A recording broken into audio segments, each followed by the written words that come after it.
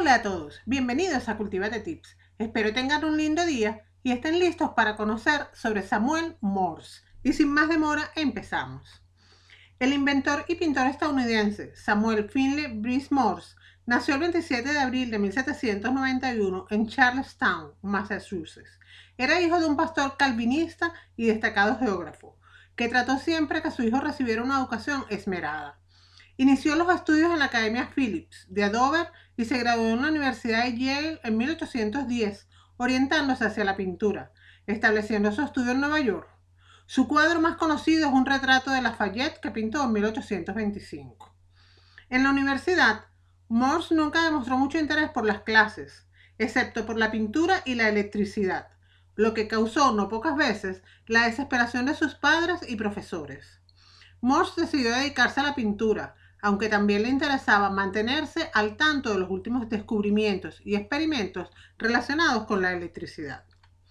Después de graduarse en Yale, trabajó unos meses como oficinista en una editorial de Boston, hasta que logró convencer a los padres para que le permitieran ir a Londres a estudiar Bellas Artes, ciudad donde se convertiría en retratista y escultor de éxito, y se convirtió en pintor de escenas históricas. Cuando regresó a su país, notó que las pinturas de escenas históricas no gustaban entre sus paisanos, por lo que dio un giro hacia la especialización del retrato.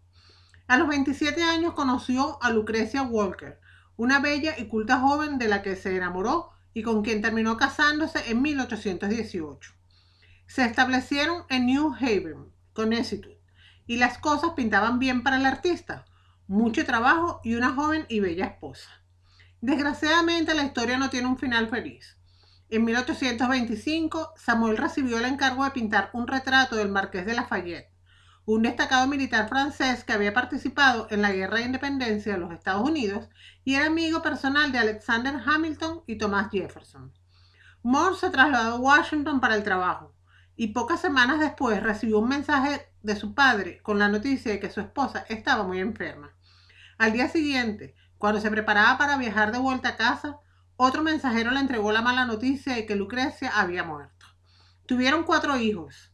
Después de nacer el cuarto, su mujer murió, dejando desconsolado al inventor, por doble partida, pues no solo había perdido a su amada esposa, sino que no había podido estar con ella en sus últimos momentos. Aquel hecho cambiaría el rumbo de su destino.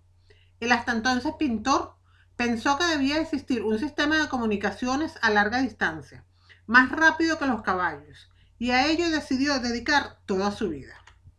A pesar de ser un genio, no llegó a ganar mucho dinero como pintor y durante esos años malvivía con sus escasos ingresos. En ocasiones llegaba a pasar días sin comer, en lo que esperaba el pago por algún cuadro o lección de pintura. Samuel Morse se casaría posteriormente en segundas nupcias. A su regreso a los Estados Unidos en 1825, se estableció en la ciudad de Nueva York, trabajando como profesor de Bellas Artes en la Universidad de Nueva York, donde se ganó la vida como retratista, convirtiéndose en uno de los pintores más importantes y respetados del país. En esos años, Morse pintó lo que se considera su obra maestra, Hércules muriendo, que fue premiado con medalla de oro, un óleo sobre lienzo expuesto en la actualidad en la Galería de Arte de la Universidad de Yale. Llegó a realizar más de 300 obras antes de abandonar la paleta y el pincel. De paso, en 1826, participó en la fundación de la Academia Nacional del Diseño en Nueva York y fue su primer presidente.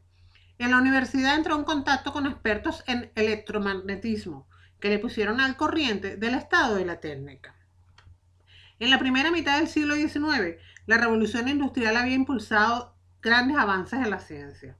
Uno de los campos en los que había gran interés era el del electromagnetismo, descubierto en 1821 por el científico danés Hans Christian Ørsted y desarrollado por el francés André-Marie Ampère y por el inglés Michael Faraday. Morse se interesó también por el tema y dedicó los años siguientes a estudiarlo, pues pensó que aquella fuerza de la naturaleza podría ser el vehículo que él buscaba para transmitir señales a largas distancias. En realidad, el telégrafo ya había sido inventado y existían varias versiones, pero todas muy complejas y de poca utilidad comercial. Morse dejó la pintura de lado y trabajó para mejorarlos. Tiempo después, Morse regresó a Europa y poco a poco le fue presentando más atención a la química y a la electricidad. especialmente en lo relacionado con los descubrimientos realizados por el francés André-Marie Ampère acerca de la corriente eléctrica y el magnetismo. Su latente interés por los asuntos de la electricidad se concretó durante el regreso de un viaje por Europa, el cual emprendió luego de la muerte de Lucrecia. Cuando estudió en Yale había aprendido que si se interrumpía un circuito se veía un fulgor, y se le ocurrió que esas interrupciones podían llegar a usarse como un medio de comunicación. Esta posibilidad le obsesionó. En 1829 volvió de nuevo a Europa y en 1832, en el viaje de vuelta, a bordo del buque Sully, conoció a Charles Jackson, que estaba muy interesado en los progresos de la electricidad y tenía conocimiento de los experimentos de André Ampère con electroimanes, y concibió la idea de crear un telégrafo eléctrico que sirviera para enviar mensajes a largas distancias a través de un cable. La idea no era nueva, pero hasta ese momento nadie la había materializado. Durante el viaje de regreso, ambos charlaron extensamente sobre estos temas y poco a poco en Morse surgió la idea de construir un telégrafo. Al llegar a tierra de aquel viaje en 1832 ya se había diseñado un incipiente telégrafo y comenzaba a desarrollar la idea de un sistema telegráfico de alambres con un electromagneto incorporado. El 6 de enero de 1833, Morse realiza su primera demostración pública de su telégrafo, pero se encontró de nuevo con dificultades económicas y tuvo que dedicar la mayor parte de su tiempo a pintar y a dar clases de arte en la universidad de dicha ciudad. A la edad de 41 años, se internó en la tarea de construir un telégrafo práctico y despertar el interés del público y del gobierno en el aparato para luego ponerlo en marcha. En 1835 apareció el primer modelo telegráfico que desarrolló Morse. 2 años más tarde abandonó la pintura para dedicarse completamente a sus experimentos, lo cual oscurecería sus méritos como pintor. Leonard Gale, profesor de química de la misma universidad, sintió curiosidad por los experimentos de su colega y le prestó su colaboración. Alfred Vail, antiguo alumno de la universidad, asistió a una demostración que Morse estaba llevando a cabo en el laboratorio del profesor Gale y se sintió enormemente atraído por los experimentos, así que con el beneplácito del inventor decidió participar en ellos. El padre de Vail poseía una fábrica de productos metalúrgicos en Morristown, New Jersey, y decidió, además de apoyarles financieramente, proporcionarles un taller en dicha fábrica para que su hijo y Morse pudieran trabajar en la mejora del telégrafo. En realidad, la mayor parte del trabajo, así como una buena parte de las ideas, vinieron de Vail. Un acuerdo firmado por ambos en septiembre de 1837 establecía que Morse le otorgaba el 25% de los derechos sobre las patentes, pero que únicamente debía figurar en los documentos el nombre de este. Hasta entonces, los sistemas de telegrafía más comunes, todos experimentales, se basaban en una serie de cables que enviaban una señal, uno por cada letra y número, lo que los hacía muy complejos. En 1837, sin embargo, los ingleses William Cooke y Charles Wheatstone habían construido y patentado un telégrafo con solo 6 cables y una serie de agujas que apuntaban a cada letra según la fuerza de la señal. El avance de Morse fue conseguir la transmisión por un solo cable y con un código. Poco después, en octubre de ese mismo año, Morse presentó en la oficina de patentes una notificación previa para la solicitud de una patente, CAVIT, sobre su invento, que le fue concedida en 1840 con el número US1647. El primer sistema de codificación empleado por Morse era el mencionado anteriormente, en el que cada conjunto de muescas del transmisor correspondía a una letra o número, encontrándose con el problema de que el funcionamiento del telégrafo no era muy fiable. El siguiente paso también fue dado por Morse con el empleo de números y su conversión del código, mediante un diccionario, en la correspondiente palabra. El diccionario constaba de unas 5.000 palabras, las más usuales del idioma inglés. Con la participación decisiva de Vail, crearon hacia 1838 y revisaron en 1844 el universalmente conocido código Morse de puntos y rayas. A principios de 1838, Morse y Vail hicieron la primera demostración pública de su invento en la ciudad de Nueva York. Cuando Morse materializó su primer modelo de telégrafo, el transmisor se accionaba por medio de una manivela que seleccionaba el correspondiente signo a ser transmitido. Una barra de metal hacía contacto o no con una muesca y en el otro extremo de esta barra se cerraba o abría un circuito que iba conectado a una batería. Cada signo cerraba y abría el circuito un número de veces determinado. Estos cierres y aperturas del circuito eran transmitidos por la línea telegráfica hasta el receptor, que en este primer diseño Morse montó en un marco para estirar lienzos.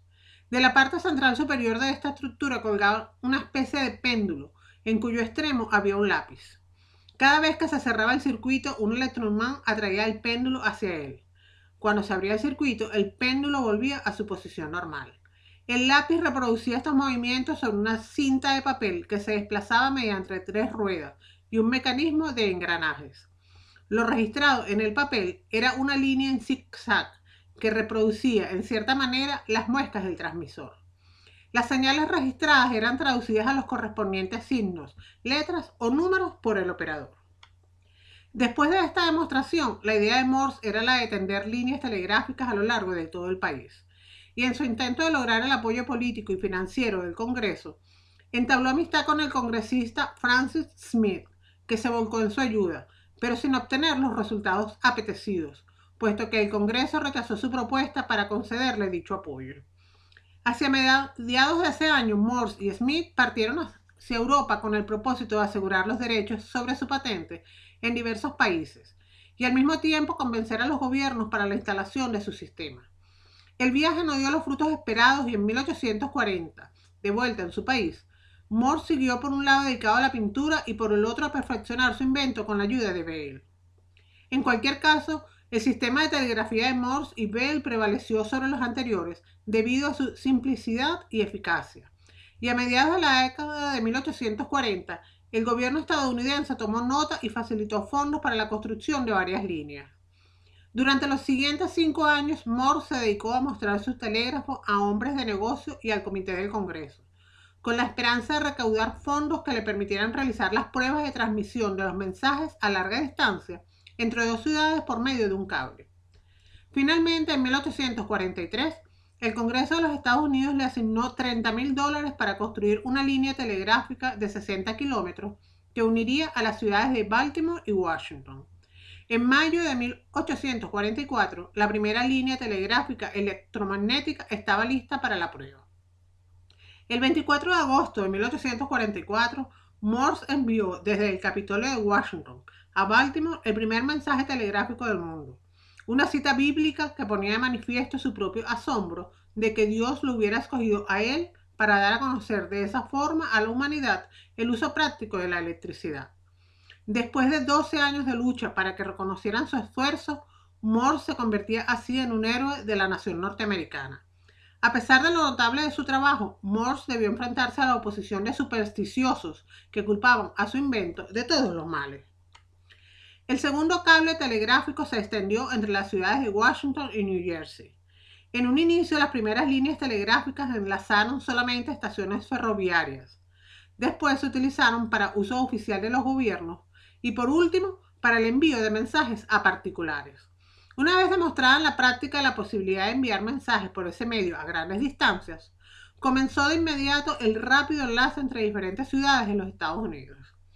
No obstante el éxito obtenido con su invento, en los primeros tiempos Morse se vio obligado a luchar contra el oscurantismo de la época que achacaba a su invento la culpa de todos los males que acechaban a los ciudadanos. Tuvo incluso que luchar duramente para que se le reconociera el derecho de patente de invención del telégrafo.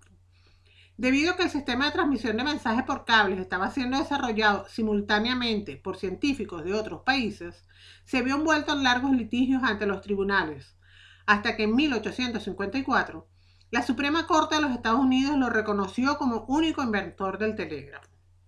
Después de esto, el sistema de telegrafía Morse siguió su perfeccionamiento, siendo Bell el responsable de la mayoría de las mejoras e inventos, como un nuevo tipo de registrador y un manipulador telegráfico empleado en la transmisión.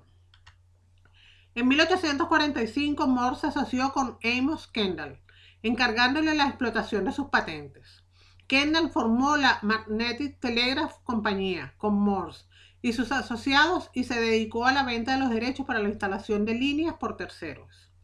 El invento fue todo un éxito y comenzó a extenderse por todas partes del mundo. En 1850 se trató de establecer una conexión submarina entre Francia e Inglaterra, por lo que dio pie a que en 1866 se lograron unir Europa con América gracias a cables submarinos que pasarían por debajo del Océano Atlántico. El telégrafo sembró la semilla para que décadas después surgiera el teléfono. Por todas partes del país comenzaron a tenderse líneas uniendo a las principales ciudades y en ocasiones sin el pago de cantidad alguna.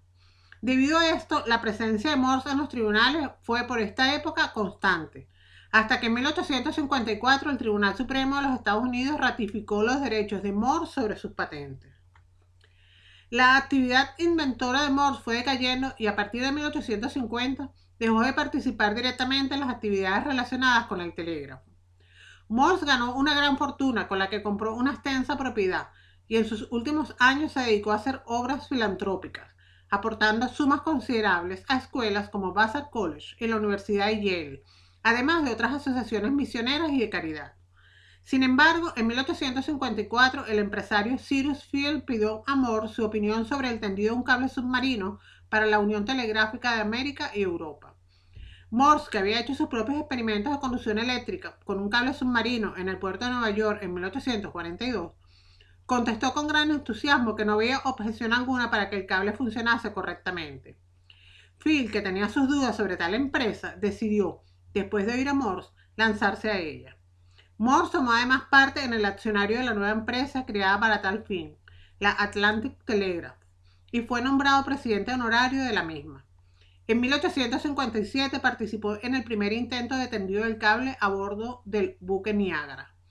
En marzo de 1859 construyeron la primera línea internacional para conectar Washington con Puerto Rico, entonces una colonia española, y en 1861 se terminó la línea que conectaba ambas costas desde los Estados Unidos. Una parte de la fortuna que le proporcionó el telégrafo, Morse la dedicó a subvencionar obras filantrópicas, aportando fondos a instituciones educativas, como ya hemos mencionado, a asociaciones misioneras y de caridad, así como a artistas pobres. Sus últimos años los dedicó a experimentar con la telegrafía submarina por cable. Samuel Morse murió de pulmonía en la ciudad de Nueva York el 2 de abril de 1872, poco antes de cumplir 81 años de edad, y fue sepultado en el cementerio de Greenwood, en Brooklyn. Ese día los puntos y las rayas enviados a través de los cables de las instalaciones telegráficas transmitieron la noticia que el inventor del telégrafo había fallecido. El sistema de transmisión de mensajes telegráficos por cable de forma inmediata y a largas distancias, ideado por Morse, así como el código que él mismo creó, es el más sencillo y práctico que ha empleado la humanidad durante muchos años. A pesar de la aparición mucho después del telex, del fax y por último del correo electrónico, aún hoy se continúa empleando, aunque en menor escala que antes, el código de telegrafía inventado por Samuel Morse. Morse fue miembro de numerosas instituciones en el mundo de las artes y de las ciencias. Además, recibió innumerables honores en su país y fuera de él, entre ellos la condecoración de diamantes del sultán de Turquía en 1848, la medalla de oro al mérito científico por Prusia en 1851, medalla de oro de artes y ciencias en Gutenberg en 1852, la gran medalla de oro de ciencias y artes en Austria en 1855, el orden de Dannebrog en Dinamarca en 1856, la Legión de Honor de Francia en 1856, la Orden de Isabel la Católica en España en 1859, Calaveiro da Torre y Espada en Portugal en 1860, la Orden de San Mauricio y Lázaro en Italia en 1864. En 1851, una convención de países europeos le concedió un premio de 400.000 francos en reconocimiento de su contribución al desarrollo del telégrafo. Alfred Bell. Ya saben ustedes aquellos de que unos llevan la fama y otros cardan la lana. Y ese dicho tiene un pozo y una sabiduría que se cumple en multitud de ocasiones. ¿Quién inventó el código Morse? Pues no fue Samuel Morse, a pesar del nombre del código. La idea de codificar cada letra con una secuencia diferente de puntos y rayas y así poder transmitir dichas letras y por lo tanto un mensaje fue de Alfred Bell. Este hombre era uno de los colaboradores de Morse y tuvo la feliz idea, además de poner las normas básicas. Decidió que las rayas debían durar 3 veces más que los puntos y las palabras se debían separar utilizando un silencio que duraba unas 5 veces lo que un punto. Morse aceptó la idea desde un primer momento y le pareció que habría un gran futuro a sus trabajos. Así patentó la idea y comenzó a conocerse aquel código como código Morse. Es decir, Morse lleva la fama, pero no cardó la lana solo, sino que Alfred Lewis Bell inventó aquello por lo que hoy todos conocemos a Morse, su código. Otros datos de interés acerca de Samuel Morse. El inventor americano Samuel Morse creó en 1838 su código, en el que las letras son representadas por una combinación de señales cortas y largas. Aunque el uso del telégrafo ha sido reemplazado por nuevas formas de comunicarnos, este código aún es utilizado hoy en día en aviación, en dispositivos para personas con discapacidad, para la señal internacional de emergencia y para pasarse respuestas en exámenes sin que los profesores se den por enterados. Morse fue un líder en un movimiento anticatolicismo en los Estados Unidos y anti-inmigrante de mediados del siglo XIX. En 1836 se postuló infructuosamente como alcalde de Nueva York por el Partido Nativista, recibiendo solo 1.496 votos. Morse trabajó para unir a los protestantes contra las instituciones católicas, incluidas las escuelas, y quería prohibir la participación de los católicos en los cargos públicos, además de limitar la inmigración desde países católicos. A pesar de lo notable de su trabajo, Morse debió enfrentarse a la oposición de supersticiosos que culpaban a su invento de todos los males. Además, el invento estaba siendo desarrollado simultáneamente en otros países y por otros científicos, por lo que Morse se vio envuelto en muchos litigios para obtener los derechos de su sistema. Estos derechos le fueron finalmente reconocidos en 1854 por la Corte Suprema de los Estados Unidos. Si se comete un error al transmitir el mensaje en Morse, la señal error son 6 ecos E, en grupos de 2, tal y como lo vemos en la imagen. Hemos llegado al final de la explicación. Espero les haya gustado. No olvides suscribirte a Cultívate Tips si aún no lo haces. Darle al botón de me gusta si te ayude a conocer mejor este tema. Y puedes dejar tus dudas y comentarios sobre el video en la sección de comentarios. Además, ahora puedes seguirme en mis redes sociales de Cultívate Tips. Que tengas un lindo día. Adiós. Hola a todos, bienvenidos a Cultívate Tips. Espero tengan un lindo día y estén listos para conocer sobre Samuel Morse. Y sin más demora, empezamos. El inventor y pintor estadounidense Samuel Finley Breese Morse nació el 27 de abril de 1791 en Charlestown, Massachusetts. Era hijo de un pastor calvinista y destacado geógrafo, que trató siempre que su hijo recibiera una educación esmerada. Inició los estudios en la Academia Phillips de Dover y se graduó en la Universidad de Yale en 1810, orientándose hacia la pintura, estableciendo su estudio en Nueva York. Su cuadro más conocido es un retrato de Lafayette que pintó en 1825. Más rápido que los caballos, y a ello decidió dedicar toda su vida. A pesar de ser un genio, no llegó a ganar mucho dinero como pintor y durante esos años malvivía con sus escasos ingresos. En ocasiones llegaba a pasar días sin comer, en lo que esperaba el pago por algún cuadro o lección de pintura. Samuel Morse se casaría posteriormente en segundas nupcias. A su regreso a los Estados Unidos en 1825, se estableció en la ciudad de Nueva York, trabajando como profesor de Bellas Artes en la Universidad de Nueva York, donde se ganó la vida como retratista, convirtiéndose en uno de los pintores más importantes y respetados del país. En su país notó que las pinturas de escenas históricas no gustaban entre sus paisanos, por lo que dio un giro hacia la especialización del retrato. A los 27 años conoció a Lucrecia Walker, una bella y culta joven de la que se enamoró y con quien terminó casándose en 1818.